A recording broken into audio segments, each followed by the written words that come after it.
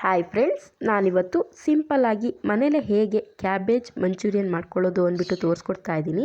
ನಾನು ಅದಕ್ಕೆ ಒಂದು ಬೌಲ್ನ ತೊಗೊಂಡು ಎಲೆಕೋಸನ್ನ ಚಿಕ್ಕ ಚಿಕ್ಕದಾಗಿ ಕಟ್ ಮಾಡಿ ಹಾಕ್ಕೊಂಡಿದ್ದೀನಿ. ಹಾಗೆ ಮತ್ತು ಶುಂಠಿ ಮತ್ತು ಬೆಳ್ಳುಳ್ಳಿ ಪೇಸ್ಟು, ಹಾಗೆ ಎಷ್ಟು ಬೇಕಾಗುತ್ತೋ ಅಷ್ಟು ಉಪ್ಪು, ಸ್ವಲ್ಪ ಅರ್ಧ ಸ್ಪೂನ್ ಆಗುವಷ್ಟು ಕಾಳುಮೆಣಸು ಪೌಡ್ರು, ಒಂದು ಅರ್ಧ ಸ್ಪೂನ್ ಆಗುವಷ್ಟು ರೆಡ್ ಚಿಲ್ಲಿ ಪೌಡರ್ನ ಹಾಕ್ಕೊಂಡಿದ್ದೀನಿ. ಇವಾಗ ಇದಕ್ಕೆ ನಾನು ಕಾರ್ನ್ಫ್ಲೋರ್ ಮತ್ತು ಮೈದಾ ಹಿಟ್ಟನ್ನು ಸೇರಿಸ್ಕೊಳ್ತಾ ಇದ್ದೀನಿ. ನಾನು 2 ಸ್ಪೂನ್ ಆಗುವಷ್ಟು ಕಾರ್ನ್ಫ್ಲೋರ್ ಹಾಕ್ಕೊಳ್ತಾ ಇದ್ದೀನಿ. ಹಾಗೆ ಟೋಟಲಾಗಿ 5 ಸ್ಪೂನ್ ಆಗುವಷ್ಟು ಮೈದಾ ಹಿಟ್ಟನ್ನು ಹಾಕ್ಕೊಳ್ಬೇಕು. ನಾನಿವಾಗ ಮೊದಲಿಗೆ 3 ಸ್ಪೂನ್ ಆಗುವಷ್ಟು ಮೈದಾ ಹಿಟ್ಟನ್ನು ಹಾಕ್ಕೊಂಡಿದ್ದೀನಿ. ಹಾಕ್ಕೊಳ್ತಾ ಕಲಿಸ್ಕೊಳ್ತಾ ಹೋಗಬೇಕು. ಮಧ್ಯದಲ್ಲಿ ನಾನು ಸ್ವಲ್ಪ ನೀರನ್ನು ಹಾಕ್ಕೊಳ್ತಾ ಇದ್ದೀನಿ. ಇವಾಗ ಮತ್ತೆ 2 ಸ್ಪೂನ್ ಆಗುವಷ್ಟು ಮೈದಾ ಹಿಟ್ಟನ್ನು ಹಾಕಿ ಅದನ್ನು ಕಲಿಸ್ಕೊಂಡಿದ್ದೀನಿ. ನೋಡಿ, ಕೈನ ನೀರಲ್ಲಿ ಮುಟ್ಟಿ ನಾನು ಇವಾಗ ಈ ಥರ ಉಂಡೆ ಕಟ್ಟಲಿಕ್ಕೆ ಬರಬೇಕು. ಆ ಹದಕ್ಕೆ ನೀವು ಕಲಿಸ್ಕೊಳ್ಬೇಕು. ಕಲಸಿರೋದು ಹಿಟ್ಟೇನಾದರೂ ನೀರಾಗಿದ್ದರೆ ಮತ್ತೆ ಸ್ವಲ್ಪ ಹಿಟ್ಟನ್ನು ಸೇರಿಸ್ಕೊಂಡು ಕಲಿಸ್ಕೊಳ್ಳಿ. ಹಾಗೆ ನಾನಿವಾಗ ಸ್ಟವ್ ಮೇಲೆ ಎಣ್ಣೆನ ಕಾಯಲಿಕ್ಕೆ ಇಟ್ಕೊಂಡಿದ್ದೆ. ಎಣ್ಣೆ ಇವಾಗ ಚೆನ್ನಾಗಿ ಕಾದಿದೆ. ಇವಾಗ ನಾನು ಕಲಸಿಟ್ಕೊಂಡಿರುವಂಥ ಹಿಟ್ಟನ್ನು ಅದಕ್ಕೆ ಬಿಟ್ಕೊಳ್ತಾ ಇದ್ದೀನಿ. ಇದು ಎಣ್ಣೆಯಲ್ಲಿ ಚೆನ್ನಾಗಿ ಫ್ರೈ ಆದ ತಕ್ಷಣ ಎತ್ತಿ ಒಂದು ತಟ್ಟೆಗೆ ಹಾಕ್ಕೊಂಡಿದ್ದೀನಿ. ಇದು ಇವಾಗ ರೆಡಿ ಆಗಿದೆ. ಇದನ್ನು ಇವಾಗ ಎತ್ತಿ ಒಂದು ಕಡೆ ಸೈಡಲ್ಲಿ ಇಟ್ಕೊಳ್ತಾ ಇದ್ದೀನಿ. ಇವಾಗ ನಾನು ಇದಕ್ಕೆ ಗ್ರೇವಿನ ರೆಡಿ ಮಾಡ್ಕೊಳ್ತಾ ಇದ್ದೀನಿ.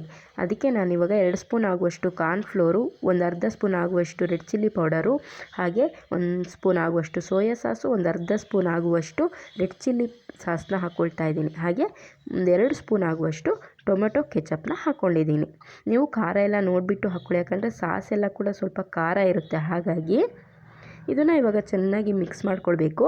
ಇವಾಗ ಮಧ್ಯದಲ್ಲಿ ನಾನು ಸ್ವಲ್ಪ ನೀರನ್ನ ಸೇರಿಸ್ಬಿಟ್ಟು ಈ ಥರ ನೀರಾಗಿ ರೆಡಿ ಮಾಡಿ ಇಟ್ಕೊಂಡಿದ್ದೀನಿ. ನೋಡಿ, ಇದನ್ನು ಒಂದು ಎತ್ತಿ ಸೈಡಲ್ಲಿ ಇಟ್ಕೊಂಡು ಇವಾಗ ನಾನು ಸ್ಟವ್ ಮೇಲೆ ಒಂದು ಪಾತ್ರೆನ ಇಟ್ಬಿಟ್ಟು 2 ಸ್ಪೂನ್ ಎಣ್ಣೆ ಹಾಕ್ಕೊಂಡಿದ್ದೀನಿ. ಇವಾಗ ಎಣ್ಣೆಗೆ ಬೆಳ್ಳುಳ್ಳಿನ ಹಾಕ್ಕೊಳ್ತಾ ಇದ್ದೀನಿ.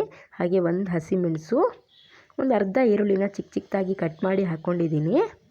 ಇದು ಏನು ತುಂಬ ಫ್ರೈ ಆಗೋದು ಬೇಕಾಗಿಲ್ಲ.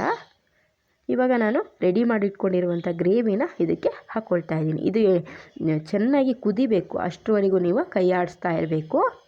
ಫುಲ್ ಗಟ್ಟಿ ಆಗಿಬಿಡುತ್ತೆ ಇದು. ನೋಡಿ, ಇವಾಗ ಕಲರ್ ಕೂಡ ಸ್ವಲ್ಪ ಡಾರ್ಕಾಗಿ ಬಂದಿದೆ, ಹಾಗೆ ಗಟ್ಟಿ ಕೂಡ ಆಗಿದೆ.